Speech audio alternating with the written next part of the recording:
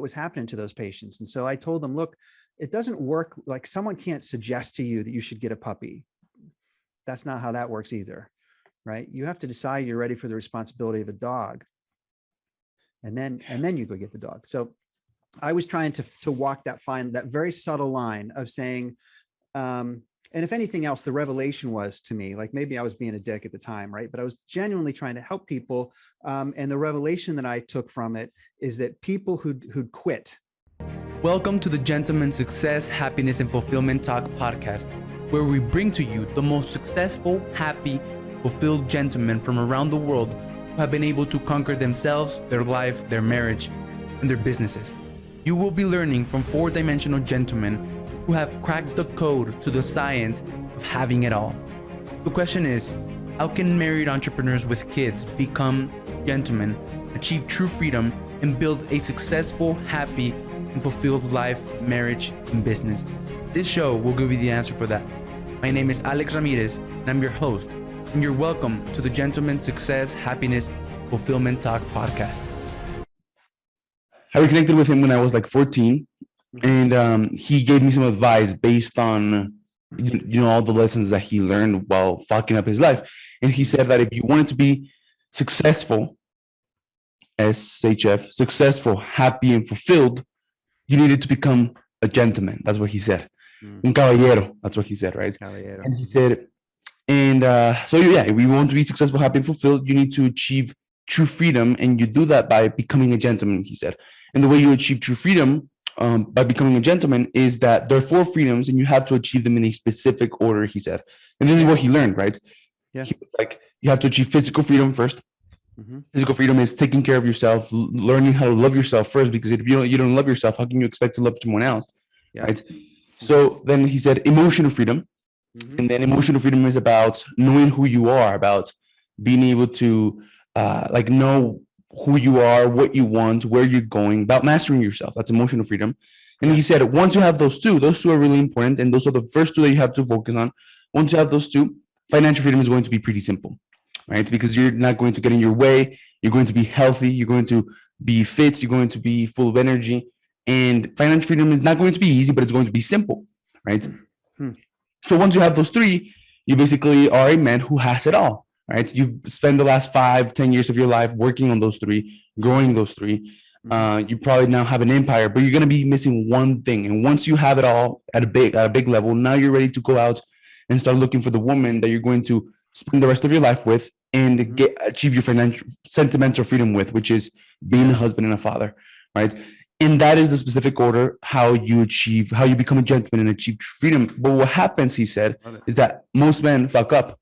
And the way that they fuck up is that they go for this one first, for the sentimental freedom. Yeah. Right. Okay. Without like knowing how to take care of themselves, without knowing who they are, without knowing how to make money. Right. They go here, and then to be able to provide here, they start getting the financial freedom. So now they're not able to provide here because they're too busy working on this one, and because they're too busy working on this one, like they never get it working on the money. Like if you don't have the money, as in the Maslow's hierarchy of needs, if you're worried about money, you can't, go up to worry about like purpose and who you are and self-actualization. So like never get this one, and they normally end up fat, alcoholic, like all of that. So yeah, the thing with him is that he fucked up once, but then he fucked up 8 more times, right? So like he was able never to recover. He was a drug addict and alcoholic, and his dad did the same. His dad's dad did the same, and it's been going on for generations and generations. Mm-hmm. So that's what he said, and guess what? I didn't listen, right? From 14 to 18, I was a drug addict and an alcoholic. I was surrounded by all of this. So like I started to want to experience. I remember that I used to say, no, I'm not going to let anyone tell me what it feels like. I wanted to experience myself. I just stupid thinking. And I was a drug addict and alcoholic. I did all kinds of drugs, man. All I thought was about partying from 14 to 18. Mm-hmm. And at 18, I got my girlfriend pregnant. Mm-hmm. So going down the same path as my father, right? You're in the wrong order, just like your dad. Okay. Yeah. And I grew up, my mom had me at 15. Right. And she told me a story growing up. And this story was, if you have a kid at a young age, you're going to be a fuck up. You're not going to amount to anything great. you're going to fail, and you won't do anything with your life, right? That's how she felt, right? Because she had me at 15. It was her story, but I believed it, right? I didn't have the discernment to be able to discern that that wasn't my story, that was hers. But I believed it. So when I got my girlfriend pregnant at 18, I got scared, man, and I didn't feel like I had a relationship that I could go to ask for help, so I didn't. And me and my girlfriend decided to go with abortion. So we Googled it, right? We Googled how to abort a baby, and we came up with a pill method. So we crossed to Mexico, we bought a bunch of pills, and she took them, right? She ended up taking like 40-some pills. And on Google, it said that once she took the pills, she was going to be in pain for one night, and second night, and then she was going to be bleeding those 2 nights. And that meant it had worked. So that happened. She was in pain, she bled, and it worked, right? 1 month went by, and she got her period. So we were like, cool, you're not pregnant anymore. Another month went by, and she didn't get her period, and we were like, holy shit, you're pregnant again? We went and bought another pregnancy test, and yeah, she was pregnant indeed. So we did the procedure again. She took more pills. She, was in pain. She bled. So it worked, man. And another month went by. We graduated from high school. My girlfriend was wearing a tight dress to prom. She didn't look pregnant. She didn't feel pregnant. Nobody knew that she was pregnant because she was pregnant. Like, we didn't even know because we thought that the abortion attempts had worked. 1 week after graduating from high school, I was a drug addict and an alcoholic, and I became the father of a premature baby that was born at 5.5 months of gestation. Oh, jeez. Not 9 or 8 or 6 or 7, how like a baby's supposed to be born. But like 5.5, man. And holy shit, that like totally destroyed my world. I thought that it was the worst thing that ever happened to me. I'm married to that girl. My daughter is beautiful. She's healthy. Nothing is wrong with her, man. Really? Holy cow. What a story. Nothing is wrong with her. Like, if you go to my Facebook and stuff and like see my pictures, like my daughter was like, is beautiful. She's blue eyes, blonde, just like her mother. Nothing is wrong with her, man. And she survived because she was really pretty premature, but she survived for like the 3-4 months in the NICU. And she's good now, and I'm with them, right? I'm breaking those cycles. And I thought that it was the worst thing that ever happened to me when that happened at the time. Then it turned out to be the catalyst for my growth, man. I'm 21 right now, right? I went to insurance. I crushed it because I started using digital marketing instead of door knocking and events and stuff like that. Then I realized that it was easier to sell an insurance agency owner on an $8,000 service for 3 months than to sell a $50 per month policy to a person. So I started a digital marketing agency. In the past like 2 years and a half, my daughter is 2 years and a half. My daughter is going to be 3 in June. June 30th.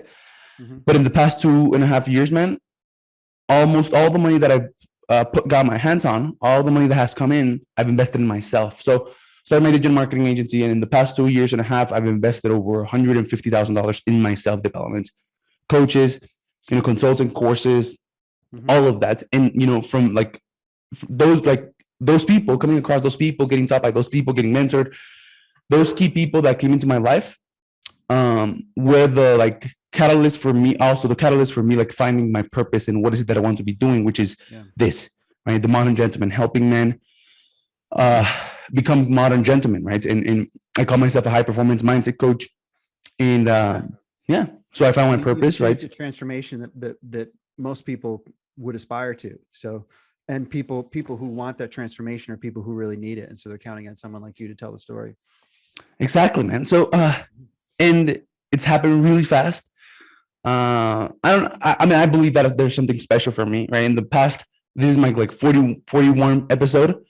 I've interviewed almost all of my guests have been 6, 7, 8, even I've even had some 9-figure entrepreneurs. All of them have told me that, holy shit, you're going to be big, right? So I'm starting to believe it. So yeah, I like to believe that, I'm going to do some pretty cool things, and one of them is this, right? Impacting men. So the purpose for this is to interview men, like you, like all the 38, 9, 40 that I've interviewed, to be able to give the tool sets, the mindsets, the skill sets, everything to other men, to other entrepreneurs, so that they conquer themselves, their life, their marriage, and their business in less time. Mhm. Yeah, 15 years from now, I wonder if the greatest thing that you will have achieved is just been very successful at one thing, because it gives you the confidence to say, oh, well, I've never built my own house before, but I was an Olympic athlete once, or I was a great insurance salesperson once, or I started this famous podcast once and I figured that out. So I can probably figure out how to build a house. Um, yeah. So I think sometimes, like, I hire young people a lot in my businesses. And one of the things I love to look for is someone who's just had one success, a national spelling bee champion, an athlete of any level, someone who's overcome, an abusive household or poverty or something. If they have accomplished one great thing in their life, they're very likely to be able to accomplish the second and third, because they remember that it wasn't easy. They remember that it took a lot of work. They remember that people didn't believe in them, and they remember more than anything succeeding damn well anyways.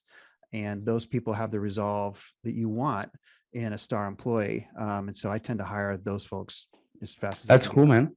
That's totally true because, once you win and then, micro wins every single day leads to like a huge win. And then once you start winning like that, you start to see yourself as a winner. That's So right. yeah, Yeah, and man. you don't have to see yourself as a winner all the time. That's a misnomer. I think that's a myth. People say, I have to win every day. I have to set goals every day. I think if you win sometimes, that's enough. In fact, it's called the professionals will call it intermittent reinforcement. Mm. It's a strong training technique with animals to not give them a nibble every time, but to let them know that if they work hard and they're consistent and they show up and they try the trick or whatever, that sometimes there's a treat in it. And that makes it a game instead of a contract. And I think you need to gamify your life a little bit, because there's no contract. There's no promise, right? If you believe in God, God is not promising you everything will work out rosy. God has said that over and over again. If you don't believe in God, you can still believe in good luck and bad luck, right?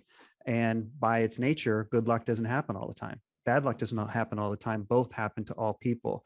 And so to be prepared for those situations gives you a leg up anyways. Cool. Yeah. So Congratulations on your transformation, man. Seriously, there are very hard things to overcome in one's life, and overcoming addiction is top 3 in my mind. Very, very difficult. it is, man. It is, man. Um, Yeah. Actually, yesterday I got asked by a guest, how did I do it? Mm-hmm. Because it happened pretty fast and happened like without any like, intervention or anything like that. But I just did it, like it was like I said that I was going to quit, and then the next day I did it, and then I said I was going to quit, and then the next day I did it again. But then I said I was going to, even after my daughter was born, right? And I got a how do you call that? To go to college, like something that pays for your education. Scholarship? Yeah, I got a scholarship to go to ASU, even though Wow. I had done my high school high, even though like in first period I would go to the restroom, get high, and then before second period I go to the restroom and get high. Even though I did high school like that, man, I got the Obama scholarship actually that paid for everything. So like for that entire 1 year, for the first entire 1 year of my daughter being born and everything, I didn't have to worry about money because I was literally getting paid to go to school. But and then in school over there in ASU, like there was all of this, like college students who had like drugs available. ASU? So Yes, sir. yeah, Yes, so sir. man, and like I just like stop, like I would, I don't know, man. It happened gradually. So like I would say I was going to quit, and then I would do it the next day. But then I would say I was going to quit, and then I would do it the next week, right? And then the next month, and then all of a sudden I stopped doing it because I was so focused on like my college and starting a business and my insurance stuff. So like I didn't have time to do it. So like my identity started to change to like, okay, I'm not a drug addict who has all day in the world to like just do drugs. Yeah. I'm like an entrepreneur and I have a daughter and I have a family. So it just happened. Yeah. I think you touched on something super interesting there, and that's identity. I remember when I lived in Arizona, I was practicing pharmacy. That was my first job out of school. And I remember that was the time where, remember when the Nicoderm patches came out? Mm-hmm. The pharmacy world was really concerned that people were going to use them to put more nicotine into their body as opposed to use it to get off cigarettes. And so they were behind the counter. Like you couldn't go into a store and buy a Nicoderm patch. right? A nicotine patch. So it was at our discretion. And I was this 23-year-old, drunk with power pharmacist, and I got to control who got them and who didn't. And so people would come up to me all the time and say, hey, I think I'll try the Nicoderm patches. And I would be smart with them. I'd say, no, you don't try a Nicoderm patch. A Nicoderm patch is for someone who's decided to quit, and it helps ease the symptoms. And so it'll make it easier for you. And I would get into these pissing matches with customers. And for me, it was mostly a power thing, right? But I would also felt that I was genuinely helping them, because time after time after time again, people would come in and say, I think I'll try them for another week. Well, they didn't work last time, but I think I'll try them again. Or my wife says I should get the Nicoderm patch, or my husband says I should get the Nicoderm patch. And those folks were not succeeding. They were not, because they kept coming back in. And so part of it was also my frustration of saying, well, it's not working this way. Right. And so I started to deny, and I wouldn't always be 100% about it, but I would at least start the conversation. As I would say, my doctor said I should try the Nicoderm patch. And I'd say, yeah, that doesn't work that way. Tell you what, though, I won't sell them to you, but tell you what, when you come in and tell me you've decided to quit, like you are quitting, or you have quit, different language, active verb, right? I will sell you as many as you want. I'll buy you the first box. So like, why were you saying that it doesn't work like that? Well, I was saying it doesn't work like that because in the end, if someone else told them to come and get it, it wasn't working. Right? If your doctor says you should try the nicotine patch and you come in and buy $100 worth of nicotine patches, you put them on all week and then you smoke. That's exactly what was happening to those patients. And so I told them, look, it doesn't work. Like, someone can't suggest to you that you should get a puppy. That's not how that works either. Right? You have to decide you're ready for the responsibility of a dog. And then you go get the dog. So I was trying to walk that very subtle line of saying, and if anything else, the revelation was to me, like maybe I was being a dick at the time, right? But I was genuinely trying to help people. And the revelation that I took from it is that people who'd quit, that would be a past tense verb. They would come in and say, well, I quit smoking yesterday. I heard the nicotine patches are helpful. And that's a very, very different conversation from, I'm thinking of trying the nicotine patch. Do you see how the language is very subtle, but it's markedly different in results? Yeah. So when they say, I'm looking to try the nicotine patch, it's like they're still a smoker. They're still a smoker. Yeah. They haven't decided yet. They haven't decided. And it sounds like that was working for you. Like you decided, oh, I'm not the fun guy at the parties anymore, or I'm not someone's supplier anymore, or I'm not the easy to get along with guy because I don't argue when people do drugs around me. I'm a guy who studies a lot, and that's how people see me. And so you've made this decision to be a different person. And then, maybe it was easier for you then. It was like that. And then I started using the self-development, reading books and stuff like that. Good. So it happened pretty fast, man. And it happened so look, most people that try to quit something, they're like, oh, I want to quit this. But they don't go into self-development, and they don't start reading books, and they don't start learning about why they did the things that they did. They don't start learning about how to control their emotions and all of that. Yeah. So yeah, I think that was the difference with me, man. But man, yeah. So you've had spas, gyms, operations consulting, business brokerage, construction, wholesale distribution. Yeah. And right now you're running a coaching business, a successful and thriving coaching business, but you're 8-time CEO, right? And who has run, you wanted to run business, and you wanted to lead business for money and for freedom as well, right? Yeah. So tell me about that, man. Yeah. So it was about freedom for me too. So in that way, we really have something in common, because I was a workaholic as a young man, and I was trading time for money, and it wasn't working for me for the reasons that you described to me. Like, I wasn't taking care of my physical self as well as I should. And it wasn't taking care of my emotional self like I should. I was immature. I was one of those, corporate sales execs who were just working and drinking and traveling all the time. And so there came a point where I lost my marriage as a result. And that was a big revelation for me. And I thought, okay, now's the time to reset my whole life. What is it that I wanted that I haven't been able to accomplish? And I decided that it was freedom. And I thought that starting my own business was going to give me that freedom. So I quit this big corporate job. I was making a shitload. Sorry for the interruption. If you're an aspiring, established coach, course creator, author, and speaker, I want to extend an invitation to check out my free training on the podcast Cloak Track Framework by clicking on the link in the description of this podcast.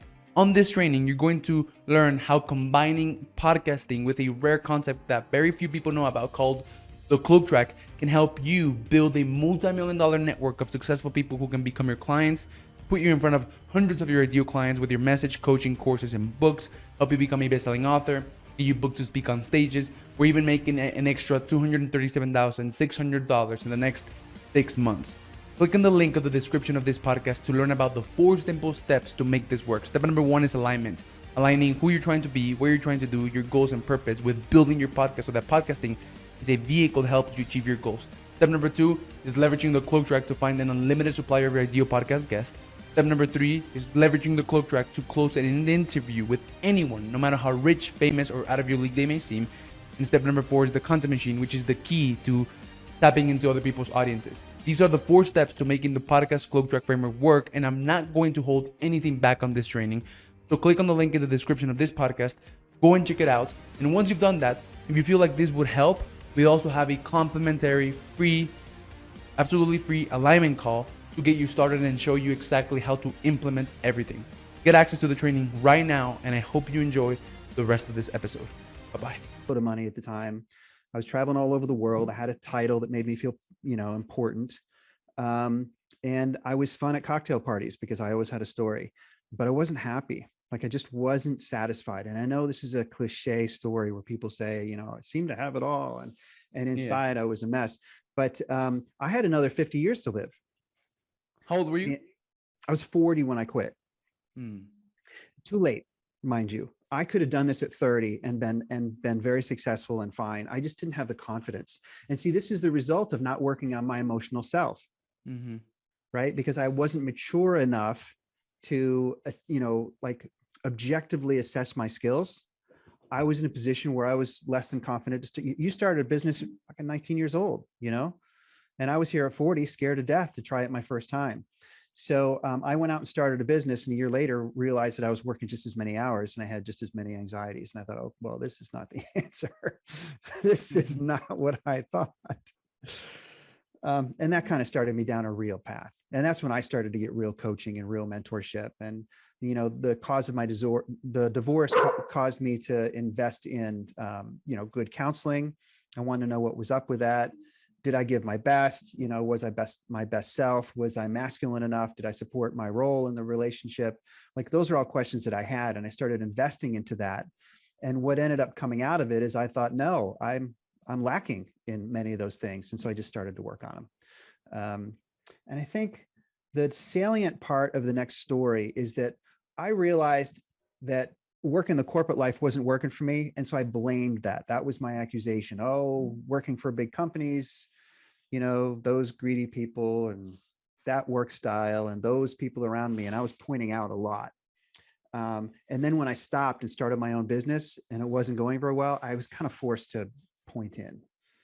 I had to, what's the expression people use? I had to look in the mirror a little more closely. And luckily I was living in California all the time where people walk around with a mirror in their pocket. So I mean that in a good way and a bad way. Like it's a vain culture, but people do invest in themselves there. It's one of those things where they'll say like, well, Todd, you've given me a lot to think about. I think I'm going to sit with that for a few days and get back to you. Like people were really invested in themselves in my neighborhood. And so it was a place where I felt like I could do that. And once I decided to work on these, I didn't work on them in the same order you did, but it's consistent with your thread.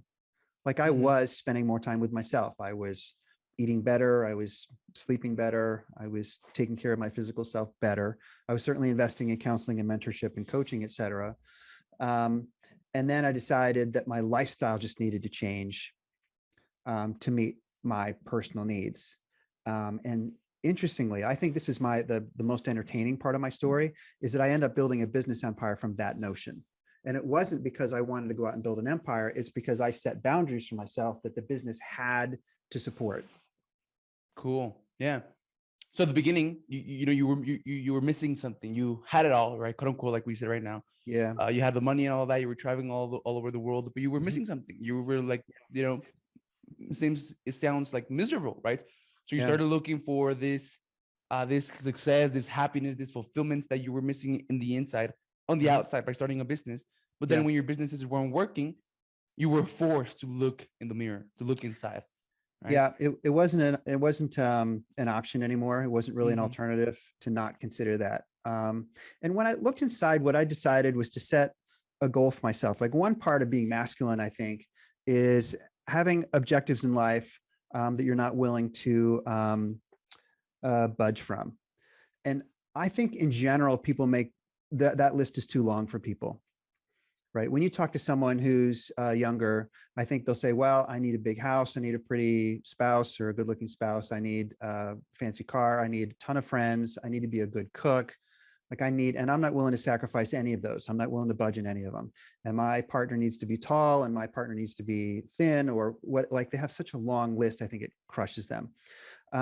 So I think that part of being a gentleman is having some things that are really that important, like maybe honor, right? This is a subjective term, but it's something that I know when I see it. Like if I have a dispute with I'm renovating my house right now. And if I have a dispute with a vendor, it's honorable for me to pay for the things that I'm sure that I owe, even if I'm disputing others. That's an honorable thing for me. So I'm like, you know what, Jerry, I'm disagreeing with you on this aspect of it, but you did great work on this. And there's no reason for me to give you a 1-star review. And there's no reason for me to escalate this to your manager. I'm going to pay that right now because I owe you that money. Now, we had the second conversation I'd like to have with you. And maybe I win that argument and maybe I lose it, but at least I know I've been honorable. Cool. Right. And so I think there are a handful of things like that that I set for myself and said, okay, so this is part of me being true to myself, is that I have some things that I want to accomplish in life. And my friends, my businesses, my sentimental partner, they have to be on board with that or they're not the right fit for me. Do you call those your values? I don't think I called them my values at the time, but I think it fits the bill. Like fundamental values. I would say there's something more than just values to it. They're core values. So one of them is, honor. Do you have any more? Yeah.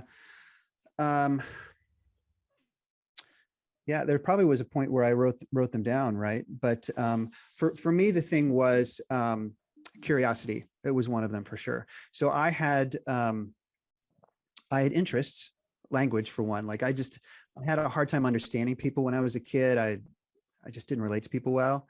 And one of the things that really helped me get out of that bubble is I studied language. I went to France and I studied French. And I'm a horse guy, so a lot of Spanish speakers in the horse world. And so I was learning a little Spanish. And I liked the process of getting to understand people better by just communicating with them better, right? Like the better I got at language, the better I understood the people I was hanging around with. And so that was something for me. It doesn't seem like it should be a core value, but there's something in that really drove me. And so I needed to travel. Like whatever I did, I needed to travel because that fed me in a way that living in Southern California and talking to my neighbors in Southern California didn't satisfy me. And I felt it made me a better person because I heard conversations in Southern California that felt small to me. And I thought, oh, they just lack perspective. It's too bad that they'd never been to whatever, Santiago, Chile, because they would understand that situation better. Or it's too bad they haven't been to a country that's in poverty because I think they would understand that a little better. And I felt like it helped me grow to go different places. Cool. And so that was a fundamental value, was maybe travel or, curiosity, cultural variety. Yeah.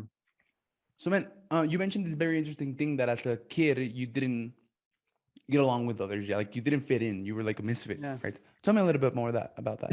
Yeah. I don't know why I was such an awkward kid. You are going to ask the tough questions, aren't you? I think we had 3 kids in the family, and my brother grew into his body quickly. He's a good-looking kid. He was fit. Your brother? Yeah, a couple years older than me, so you always look up to your older brother. And he was staggeringly popular. And maybe there were just big shoes to fill because I came up and I was awkward and clumsy.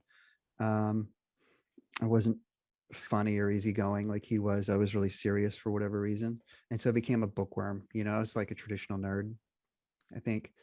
And so that's what I used to get out of it, is I just used academics.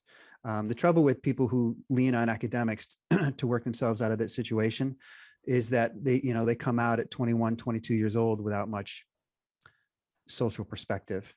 Yeah.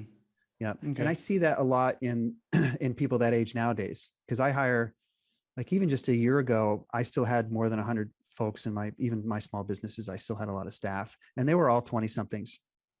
And I find that that group hasn't been as social as kids were when I was that age. Or if they're social, they've done it in a virtual environment, something remote. Yeah. Right. And so they come to work with me, and like, we have to work through some things like conflict in the workplace, or manners, or personal hygiene, things that they hadn't considered because they weren't spending long periods of time Around other people. with other people. Yeah. So, man, I just want to go back to what you said right now with your brother. Yeah. Have you done the work with that? With, like, going to your, on their childhood, and, getting rid of limiting beliefs and stuff like that. Have you done the work? I think some. My brother, I always looked up to, and then he struggled in his 30s to find his way or whatever. And so we argued a lot, and I judged him a lot. And then it came to a point where I felt like he needed me. And so I just kind of submitted to that and said, oh, okay, that's a change. That's a role reversal. And it allowed me to see it from the other angle. I saw him as a real person, as opposed to, someone on a statue, on a pedestal. He helped me understand that I had value, and for no other reason, familiarity. Like, I knew him better than anybody because I'd spent more time with him than anybody. Right. And we both came out stronger for it. And now he might be my best friend. Of the two people in the world that I talk to the most, my brother, and I have one other guy friend. So we've come out stronger, I think, on the other side of that. So therefore, like, universal limiting beliefs that almost every man has, or every person has, and just from hearing that small part of the story with your brother, one of the limiting beliefs is that this feeling of not being good enough, right? So you have some big feels to big shoes to fill. And then when you don't, you're like, holy shit, I'm not good enough. And then you grow feeling and believing, subconsciously feeling and believing this. And, that transfer into when you grow up and you're trying to achieve big stuff, you have this subconscious belief of not being good enough. So when you're trying to go for big things, you're like, holy shit, I'm not good enough, right? Like, without knowing. The second one is shining, right? So, like, not able to shine. So like, maybe you saw your brother shining. He was like the spotlight all the time, and that made you feel bad. So you attached shining to feeling bad. So you were like, if I shine, I'm a bad person, right? Because you saw your brother concept. Yeah. You saw your brother as, oh, like, he makes me feel bad. He's a bad person, right? And that's because he shines. So like, did you see in your life any instance in which you didn't allow yourself to shine? Yeah, I really struggle in front of groups of people sometimes, because when you're in front of a group of people, people tend to laud you just for being there. And it's not always deserved. And I really struggle with that, especially when I was leading businesses, because sometimes I would get in front of them and I didn't think the businesses were doing very well, and I was letting them down. I didn't deserve celebration. They should be critical of me. And, people don't know any better because I was in a position of power. And so they just felt like, they still need to applaud my speeches. And so I've had to work on that a little bit, where if I get in front of a group of people, I have to really work on mastery of the subject, and sometimes a little bit on my confidence in order to feel comfortable in front of the room. And I tell you what does it for me is I just have to remind myself, this is the mindset trick that I play with myself. I reframe it in a way that, we're all here every day to learn from somebody. And if there's anything I can be confident of, there are things that I know that could be helpful to other people, because I see that every day in the people I interact with. And so always, when I'm in front of a group of people, I always think to myself, there are nuggets here. Prepare, work hard, execute, be authentic, so that the room can gather some of those nuggets. And then you've played a role. And your role is not necessarily be a celebrity. Forget that part. Your role is to bring value to their lives in some way. So just focus on that, and that gets me through it. I don't really have nerves anymore if I have time to prepare. If you really want to freak me out, throw me in front of a group of audience without time to prepare, and I'll hit the skids. So, man, I'm trying to, like, piece your story together So that you had that childhood, and then you said that you dived into your academics, right? When did that end? Yeah. So I was in corporate America until about 40. Okay. So I had the 20s and 30s. I did clinical work and then sales and then sales management. And then I managed sales managers and there you go. Right. And I did an expat assignment and some business development and marketing. Once a big company acknowledges you as someone with potential, they'll generally test you in different environments because they're always grooming people to take over general manager spots. And those people have to have a sense of finance and sales and marketing and fulfillment and supply chain and all that. And so that was really fun because the corporation seemed to think a lot of me. And so the corporation was my father figure until 40. And then when I quit, I built one business and was overwhelmed by it. And so here's what I did that made the big difference, right? Is I decided, look, there's some things I want to do. I want to take care of my physical self and I want to take care of my emotional self, which is very much in line with your list of your Maslow's hierarchy of needs, as you said. So I want to learn a sport. Your freedoms. Yeah. Your physical freedom, emotional freedom. Exactly. And so what I decided is I was going to pick a sport that could be a lifelong sport. And I was going to do it in a way that satisfied me emotionally. So I decided I wanted to learn how to play polo. I was always a country boy. I always like horses. And this is a very difficult sport to master. And when you do it, you hang around horse people. And there are only a couple hundred polo clubs in the world. And so once you start playing, you play all over the place. Mm-hmm. And it was a very interesting lifestyle to me. It seemed aspirational because it's also very expensive, right? And I said, I'm going to do that no matter what. And whoever I meet and the people around me and the businesses and my physical needs, they're all going to bend to that. Because I thought that lifestyle, when I was there, I felt happy. I felt at peace. I liked the people I interacted with. I liked myself in that environment. So off I went. And I built the business that I had couldn't support it. It didn't make enough income. Mm-hmm. And it took too much of my time. So what I did is decided to scale. So I opened a second location.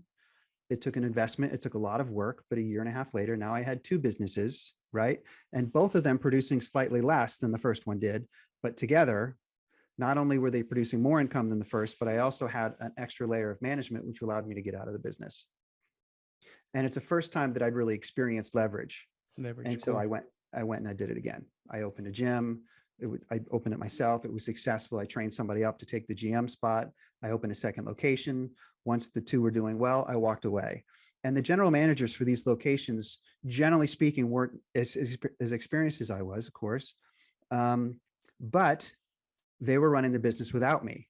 And that was the key. And so I've replicated that over and over again. When I was consulting and when I brokered and in my construction business, same thing. You know, I start businesses or I buy businesses with the intent of having good people in there that I can work with, mentor, supervise, train. But essentially, you know, give them the keys at some point, knowing full well that if I was there, I might run it better. Mm-hmm. But I value my time more than, you know, the extra 2%. Nice. Awesome, man. That's exactly what I did with my podcast, right? So yeah, I like, you know, got into like 15 people, 15 guests in like 2 months myself. Oh, yeah. So I've had it like for like a little bit more than 3 months. In the first 2 months, I got it for like 15 guests myself. I systemized the entire process. And then I got it to like 40 in 1 month. So like, and I haven't touched, you know, like all the systems and all that. So, you know, so I'm definitely having some experience with that and also inside my business. But man, I'm definitely very interested in that because I'm very aware that that's what you need. I'm very aware that the purpose of building a business is to eventually make it run by itself without needing you, right? Yeah. Because if you can't do that, then you're going to have to work till the day you die. And when you die, there's no business. So yeah, I'm very interested about that, man. So you have to have a serious conversation with yourself about money in order to go for that. In the same way that you had to have a serious question about sentimentality, you know, in order to go back and take care of the physical and emotional space. Like you have to say, look, if this doesn't work out for me, if this marriage doesn't work out for me, or this relationship doesn't work out for me, it may be the result of me not going back and doing the work. And so me doing the work is fundamental to the sentimental part succeeding. Like I was in a marriage and I hadn't taken care of my physical and emotional freedoms. And it's fundamentally the reason why the marriage failed. So I lost my sentimental freedom as a result of not doing the steps in order. And so I think if you're going to build a business for financial freedom, you have to be prepared to do the first two steps first. And you have to remind yourself that achieving that fourth one, which is the flavor of life, really, right? Having someone to share it with, in order to do well at that fourth one, it does require, some level of financial freedom. Yeah, or you're just putting, you're burdening the relationship. Like, what do people fight about most in a relationship? Money. And what do people talk about the less? Money. It's crazy. Yeah, it's very true. And so if you set some boundaries for yourself and build some financial freedom with the understanding that it's important for the other three, then I think it helps give you the motivation, it helps inspire you on the days that you're feeling, burdened by the effort. Nice. So one thing that I say, man, is once you have a family and kids, right? Like now, you like the order of prioritization changes, right? It's physical freedom. Everything it's you. It's always you first. Emotional freedom, it's you again, right? You put yourself first. Then after that, you put yourself first again. And then it's sentimental freedom. So remember when I said physical, emotional, financial, and then sentimental? Well, now I got to put my sentimental freedom first and then my financial. Because if I don't take charge of the personal aspects of my life, the financial one is never going to take off. And a lot of business owners think that they have business problems when in reality they have emotional problems relating in their business, in their life, right? So that's interesting. Businesses don't have problems. People do. People have emotions. People have ups and downs. People have problems, and those reflect in business. That's interesting. There does come a point where you're balancing the four, as opposed to, like, you have to achieve some level of physical freedom, or it's not possible to do the rest of the work. Like, you have to have the energy to sit for an hour and really invest in your emotional self. And that takes work at the end of the day. Because think about it. Most people who are listening to this podcast probably work their butts off, right? Yeah. And they come home at 6 o'clock at night and they make dinner for somebody and they take the dogs out and they clean up the kitty litter and they, schedule the oil change for the car. And it's 8:30 at night and they're like, okay, I promised myself this year I was going to invest in myself a little bit. Let's sit down and do that. And they're falling asleep in 5 minutes because they don't have the physical ability to get through the whole day and still work on their emotional self. But once you have a foundation of all four areas, then like you just implied, right? You can go back and reorder the priority in a certain way. And there are indicators that one of them is weak, and you can go back and work on it, right? Like, at some point, let's say that your sentimental life is going great and you wake up every day feeling strong and you're proud and confident of yourself, et cetera, and your businesses are doing well. Well, now you have capital in each of those three accounts that you can go to your sentimental partners and say, hey, guess what? I would like to focus a little more on business for the next 2 months so that we can X, Y, and Z, because I want our daughter to go to school, because I want to feel like a provider to the family. Like, I don't want you to go back to work. Like, those are all things that you can say to them and negotiate and say, I'm going to spend a little more time on business. And here's how I'm going to do it. I'm going to go to 1 less ball game a week. I'm going to get 2 less workouts a week. And I'm going to do my therapy sessions or my counseling or my coaching sessions virtual just for 30 days. And then in 30 days, we'll all check back in and you see how you're just balancing them now, as opposed to sacrificing one and for the other. And you do that with, you mentioned all of this. You do that with clarity. You do that with clear boundaries, right? With communication and roles, right? Roles is something that you mentioned at the beginning. And I actually have it here in my notes. And you just brought it all together beautifully, man. Thanks. Because when you achieve freedoms in these four areas, you are learning core competencies. There's one thing that I always tell my staff when we get into one of these growth or leverage moments, and that is that this is a science, not an art. There are artistic components of it, right? You can walk into a room and have a sense for, there's anxiety here, or there's tension here, or there are conflicting parties here. Maybe I should be careful. Like, that's an art a little bit, but it's mostly skill. And by that, I mean, if you walk into that situation 100 times, you will try it 60 different ways before you realize that a couple of ways are really poor choices. And some of them are great choices. And at least then you have arrows in your quiver that you can pull out when you need them. So having skills, having built these four financial freedoms, give you core competencies that you can use to throw at a problem, like you said. Like you said, like there are skills to develop and then practice them. I love it. Like my girlfriend and I sit down sometimes and we talk, and we'll set it up with, okay, so here's how I'd like to do this because I'm really working on being more direct, or because I'm really working on being a better listener, or because I feel like I need to feel heard, I'm going to do it this way. And it sets the whole thing up. It's like, okay, not only are we negotiating something, but you're also practicing, which is helping build your emotional freedom. And it's a blessing in our relationship. It's something that really makes me happy. So you communicate your emotions with, yeah, both of you? Nice. Yeah, we're pretty good about it, actually. I mean, that's the one thing that's hard to describe unless you're there, but it's so much less stressful to date as an older person, I think. We've failed enough times now where we have real boundaries. It's pretty easy to get caught up in, I can't believe they left the cupboards open again. I could never live with that, and I've thought that to myself in a crazy way when I was young. And now, there are lots of things where I'm like, ooh, I wouldn't have done it that way, but everybody makes mistakes, and I make worse ones, I'm sure. So it just goes in one ear and out the other, and we move on because we want to be together, and we'll work the rest of it out, I think. Nice, man. And yeah, like communicating your emotions, that's a really interesting thing that you said, because we, like, in my relationship, we also do that, and we do that with our daughter, right? So if we see her like mad, how old is she again? She's 2.5. She's going to be 3 in June 30th. All right, great. So we're like, if she's mad, right, you're like, we're like, are you mad? Are you mad because of this, right? Because there's a story, right? There's a story in your head causing for you to, there's a story in your head that makes you believe something, that makes you feel a certain way. Yeah. And like, she doesn't have the capacity to be like, oh, I'm feeling like this because I'm thinking about, I have this story in my head, which is causing me to believe this way, which is causing me to feel this way, which is causing me to act this way. Right. So we, bring it out to her. Like, we make it clear, oh, you're mad because you think that kid took your toy and is not going to give it back. And then she's like, yeah, I'm mad. And then now she's starting to become like emotionally, how can you say this? Emotionally smarter, right?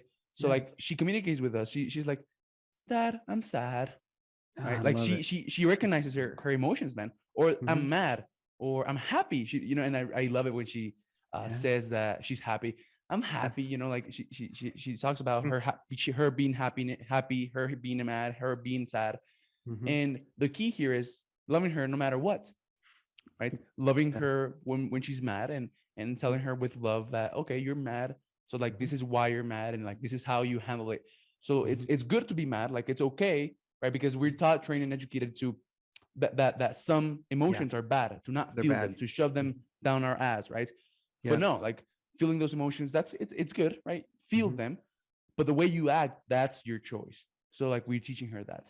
So it's a really cool concept, man, that we weren't taught. Most of us weren't taught. How lucky is she that you guys are so self-aware and so you're so interested in the process that she gets to benefit from all that, even in an early age. She's going to be 100%. A remarkable young woman. So I have my obituary. I don't know if you've done this kind of work, right? Yeah. So like, that's a cool exercise. I can't remember if I've ever done it personally, but. So like, I know exactly, how I want to be remembered, and like, go over every single morning. I have what I call, how do I call it? Wait, I call it, let me see. I call it mental pathway programming, right? I'm a high performance mindset coach. So like, I do my own work, right? The work that I give clients, I do it myself. Good. So I go through this. And one of the things that I have in my obituary is that, you probably heard of this. Strong men create good times create weak men create bad times, bad times create strong men create good times. And then it's like a cycle, right? Cycle, huh? Yeah. So I'm a strong man in good times. So instead of, I have good times right now. Honestly, man, I grew up with good times. Like, I never, it wasn't like, oh, like I had good times. I had a college scholarship that allowed me to not have to worry about money. So I've had good times. I was blessed with good times by God, life, and the universe, and all the people. And instead of me being a weak man who creates bad times, I'm going to be an even stronger, right? So they're strong people who created good times for me. And instead of me being a weak man who creates bad times, I'm an even stronger man who's going to create even better times, in which I'm going to make sure to raise beautiful kids and beautiful kids to grow to be stronger than ever, men and women that are going to create even better times and change the world. So like one thing that I'm implementing in my life, man, is intention. There was never intention in my life. There was never intention to, like, for me, there was no intention of how I was going to be raised, there was no intention, right? And like intention, action without intention, like it's not like it's nothing, right? And also intention without action doesn't mean anything. But like they're always got to go married together. So intention is one thing that I'm applying to every aspect of my life, man. I love that. I feel it'll make your engagements more purposeful and more authentic with people. So they'll be getting more out of it just as much as you are. And I think you'll find like one thing a thread that I'm hearing throughout many of your stories is that you understand that life is a cycle and that relationships are a cycle and that you have a part to play. Like you can either keep the wheel moving in the right direction, or you can block the wheel from moving in the right direction, or you can try to move the wheel backwards. But you have a part to play in all of your cycles. And that awareness, I think, is going to drive you to do good things. Thanks, man. Yeah, for sure. So man, we're getting to the end of the show, and I like to end with 5 questions. Oh, okay. Great. And the first I'm having a good time so far. So I'm sure thank you, man. Thank you. Me too. 5 questions. Let's see. The first one is, and I have this framework, right? I talk about 3 things that you need to level up as an entrepreneur, and it's skill, right? You mentioned skill. The first one is skill. You need some skill to go out there and start providing some value to someone and make some money. But then you're going to be stuck, right? And that's because you're going to have to build character, right? That's like having clarity, having energy, having drive, being disciplined, being consistent, being focused, character. And then you're going to get stuck because you can have some limiting beliefs. And it's a cycle, right? That you work through at every step of the game. So either you have to work on more skill, you have to work on having a better character, developing yourself, higher performance. Then you have to work on your belief system, right? Leveling up your belief, because what took you to where you are right now won't take you to the next level, right? So you've got to level up yourself, level up your character, level up your mindset, level up your skill. Certainly. So those are the 3 things. And why I was saying this, and like my favorite ones are character and belief, mindset, right? Okay. So performance and mindset. That's why I call myself a high performance mindset coach. That's the vehicle that I found to fulfill my purpose. And I have this framework of mindset, map, motion, measure, money. So if you want money, which is results, physically, emotionally, sentimentally, financially, if you want money, there's 4 things that you got to get right. You got to get your mindset right? You got to get your map right, clarity. You got to get your motion, right? It's all about action. And your measure. It's about, tracking and measuring performance and all of that. Once you have those 4 right, then you'll get the money. If for some reason you're not getting the money, then go check the other 3. But normally it's the mindset part that is lagging. So the first question is about, actually the second question is about mindset. The first question is, if you could go back in time and give your 20-year-old self some advice, what would that be? Not trade places with him, or not, wish that none of that had happened. No. Just give your 20-year-old self some advice. What would it be? Yeah. I think there were times where I felt desperate and that it was justified to break character because my map was more important than my mindset.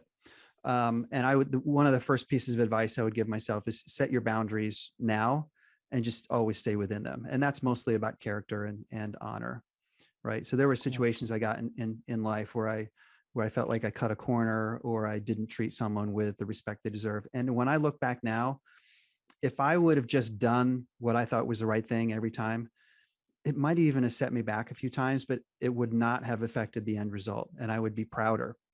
I would be prouder of those interactions. So I'd say that's the first and most important thing I would tell myself. And it seems a little subjective, but it's honestly that would be the most important thing for me to convey to my younger self. It does sound a little bit subjective, man. So would you mind clearing it out a little bit more? Because I understand, right? So for example, cutting corners, right? So setting your personal boundaries and know and be clear that no, you don't cut corners, because you realize that if you didn't have to cut that corner, maybe you would have, set yourself back a little bit, but you would feel prouder, right? Your integrity would have been whole and stuff like that. I can think of a couple scenarios where I was in a relationship and I was afraid of hurting their feelings, and being kind and direct and transparent would have been better for them. And I thought I was saving them pain and hardship, but by to lying. Say, I love you to death. I don't feel a fit, or I'm attracted to somebody else. Like, that's a hard thing to say to somebody. It's like, look, we've been dating for a couple months and I'm attracted to somebody else, and that's not a good feeling. And I don't, if I'm having those feelings, and then I shouldn't be committed. That's a hard conversation to have. There was a time where I went to a restaurant a lot, and I was using a Diners Club credit card, which was rare at the time. And I was never getting billed for it. And I remember thinking to myself, I hit the jackpot, because I was going to this restaurant and I was using my credit card. So I was doing the quote unquote right thing by trying to pay for it, but they were never charging me. And that's the kind of thing where a couple of years later, a good friend of mine, it obviously was a good friend because they were giving me shit. They said, that doesn't sound like you. Like, why would you take free food from them? They work hard for that. And that's not the Todd that I want you to be. Is that the Todd you want to be? And it's one of those things where it's a couple $1,000s worth of food at the time, which was a lot of money, but I went there with the intention of buying it, and some mistake happened. And it would have been the right thing to go back and just say, hey, sorry to bother you, but I've been coming in the last 3 months or so, a couple times a week, and for whatever reason, my credit card doesn't get charged. How do I settle? Yeah. Hard decision. It might've been, maybe I wouldn't have been able to afford to go there as often, but it's a shitty decision. Looking back now, I'm not proud of it. And moments like those do define who you become later in life. 100%. So how about those? Are those good examples? Yeah, that was great, man. So, and then how you finished it. Moments like those define, how you see yourself and who you believe yourself to be, right? And even though it might be a little thing, it stays there, right? So like your subconscious mind is like a camera that is following you around. So think about if you had a camera following you around, recording every thought, every action, every word you said, you did. I wouldn't want to see that movie. Right? So and so imagine, and that's your subconscious mind, man. So like if you steal, right? Like your subconscious mind, and you think, oh, it's just a chocolate, right? Oh, at Walmart or whatever. Yeah. Like your subconscious mind can't differentiate between, oh, you just stole a chocolate, between you're a thief. You're a thief. Yeah. Right. Like, yeah, and that's a battle I was having in my mind at the time, and I didn't like it. It made me feel so terrible. And now in the end, in both the situations, I've made better choices. I did go back to that restaurant, by the way. Nice. And that was a moment of pride in my life, but it was also a moment of shame that had to come to that, because the manager looked at me like, oh, like, should I call the police or should I give this guy a chance? And that was a risk that was a risk I had to be willing to take, or it wouldn't have been worth it, Cool. Yeah, I really like that, man. I really like that. So basically it comes to integrity, comes to keeping your word to yourself, right? Yeah. And that's what I talk about when it comes to confidence. People ask, how do you get more confidence? Well, you keep your word to yourself. You say the things that you should know. You do the things that you should be doing, and you do the things that you say you're going to do. And you keep your word to yourself. You're aligned with yourself, with who you believe yourself to be. You live with integrity, and all of a sudden you can trust yourself. So you have confidence. Yeah, I hadn't heard it described that way before, but that resonates with me so much. That's a great way of describing it. Yeah. Why does it resonate with you? Well, I think that people have confidence does seem to elude people, right? It eludes me from time to time still. I have very reasonable expectations of myself. I know what I'm good at. I'm pretty objective that way, where it's like, I could tell you, there's a reason I'm not a billionaire, because I'm not willing to do the work to be a billionaire. That's an honest self-assessment, right? And as long as I am that direct with myself, it allows me to go into most situations without fear. And it's the fear that drives the ill confidence, right? So cool. Yeah, I think that's why it resonates with me. Knowing yourself again goes back to, emotional freedom, knowing who you are, right? Cool. So man, the second question is about mindset. By the way, do you have to cut right now? I have 10 more minutes, but I have polo practice that I have to leave in 20. So yeah, Awesome. 10 more. How's 10 that? minutes. Awesome, man. Thanks. Mhm. The second question is about mindsets. So what is one mindset shift that you've had that you can share that has allowed you to, get to where you are in life, that has allowed you to like make some Yeah, breakthroughs? I know exactly what that is. The mindset shift for me is at somewhere around 15 years ago, I made a choice that I wasn't going to have everything. Tom Bilyeu is a fantastic entrepreneur and coach, and he said something to me one time that's always stuck with me. He said, your most important job as an entrepreneur is to walk into a room with 100 doors and close 99 of them. Yeah. And I really thought that I could have everything. I wanted to be tall and beautiful and rich and whatever. Make your own list, right? There was a time where I was making more money than I needed, and it hit me just like that. I don't need all this money. It's not that important because I'm not achieving the other things. Some of the other things are more important. And so I made this conscious effort where it's like, okay, I'm going to shift careers. And if I cut my income in half or in a quarter, I think that's going to be better for me. Mm-hmm. And if people challenge me on it, I just didn't have any trouble describing. Yeah, no, I could make more. I get it. I'm glad that you do, Mr. Investment Banker. God bless you. I'm so glad that you're making more money. As long as you have the other things, then I support that 1,000,000%. For me, that's not what I needed. I wanted this instead. And what it did is it made life my choice as opposed to being a victim of somebody else's life.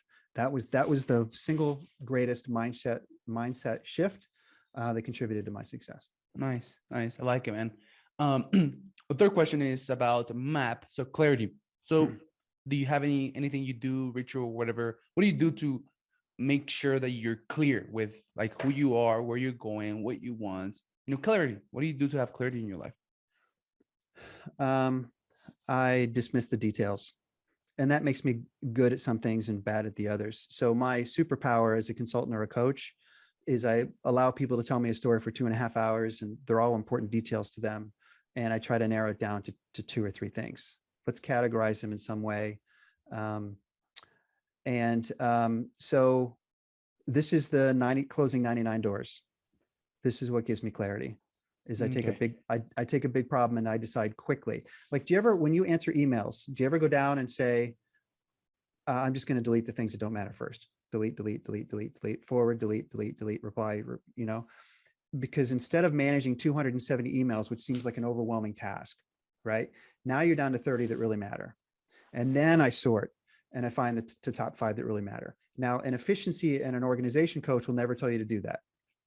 But for me, because clarity is something that I require, like I said, it's my superpower, is something that I need to work well, I will sometimes dismiss, all the items that are relevant first, so that they uncloud my mind, and then I'm focused on fewer things. Cool. Nice. So that's for clarity. So what about a habit? Do you have one habit that has impacted you in a very positive way? Habit about clarity, or just a habit overall? Habit overall, yeah.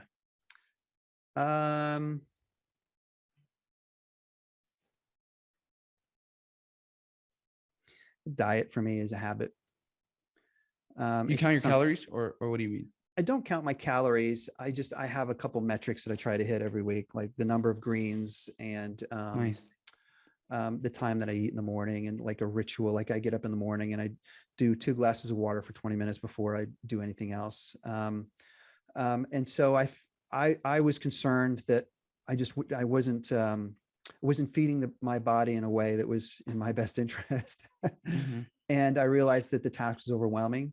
And with clarity, what I did is I decided that most of the 100 things that people talk about as it relates to nutrition and diet is not that important, but there are a handful of things that really are. The first thing is, getting enough sleep. And so no matter what, when I'm tired, I go to bed. Cool. No matter what. Man, so I want to talk about sleep with you. I don't know, maybe you have some experience with it. Sure. So I go to sleep every night at 9 p.m. and I wake up at 4. That's right? disciplined, man. Yeah. So 7 hours, right? I sleep 7 hours. My Whoop, this tracks my performance, tracks my sleep, tracks my calories, tracks everything, right? It says that I'm supposed to be sleeping 9 to 10 hours, which is crazy, right? So like I've been debating with myself whether I should, okay, get those 2 extra hours of sleep. Right. But like if you multiply 2 hours by 52 weeks in a 52, if you multiply 52 weeks in a year times the 5 days that are in a work week times 2 hours, that's 64 work days, man. That I would be not wasting, but like that I would be missing out on by sleeping 2 extra hours per day. So it compounds 64 days, like 2 months. I would be missing 2 months. So but when it comes, so like at 4, like at 3, I'm like done, man. And I eat good. I track my calories. I track my macros. I sleep 7 hours. So like I'm not sure. I'm not too sure of what's going on. Yeah, I have a strong opinion about this one. If you want to hear it. So the thing about sleep for me is I think there are 100 things that you could do to live on less sleep. And there are people whose primary goal in life is to sleep the fewest number of hours because they want to be most productive and efficient during the day. And I think that's a noble pursuit, right? In the end, I feel like sleep is one of the most valuable periods of time that you can spend a day because your body, who sometimes you don't have as a close relationship with that you'd like, knows what you need. And when you're down, your body is taking care of those needs without you getting in the way. It is repairing cells. It is making, bone marrow cells. It is, taking care of inflammation. It is resting cells that, we're working all day long. You're fasting, right? These are all things that are good for your body. And so one of the reasons that drove me to quit corporate is because I was having trouble with sleep. And it was maybe the single greatest source of happiness in my first year was not using an alarm clock ever. So I would go to sleep when I'm tired and I would wake up when I would feel refreshed. Now you can't sleep too long. I think it kind of brings about a laziness if you stay in bed too long, but there would be a point in the morning where I'd open my eyes and I couldn't wait to get out of bed. And I will tell you, I attacked the day with vigor and enthusiasm in a way that I have never done before. And so for me, the lesson learned is that take the sleep that your body needs. And instead of reading books and watching YouTube and talking to your friends, look inside and listen, and your body will tell you what it needs. Cool. Yeah, man, I gotta look inside and see what I'm going to be doing. So man, the last question is about measuring and tracking. Do you have any opinion on that? Measuring and tracking? Yeah, my GMs, think I'm a pain in the ass this way. But metrics for me are just a way of keeping a finger on the pulse because they don't tell you who's doing good and who's doing bad. All they do is they indicate areas of focus for me. Cool. And so I track all kinds of stuff. I build weird spreadsheets with all kinds of trends and graphs and stuff. They're a burden to build, but I have found it's worth hiring extra people just to build the spreadsheets. Because as a leader, like the reason that I have 8 businesses and I'm able to run all of them and still coach and still play polo is because at any given time, I can tell these businesses are flowing and this business has, requires attention. With tracking. And that's like just track everything that you can, right? Number of hours worked, number of dollars sold, fractions and ratios, track them all, put them in a big spreadsheet. In the end, you'll find the ones that are meaningful to you, and the ones that aren't meaningful to you, just stop tracking because it's a burden for everybody to track that kind of stuff. So I'm trying to think if I have one number in particular that means a lot to me.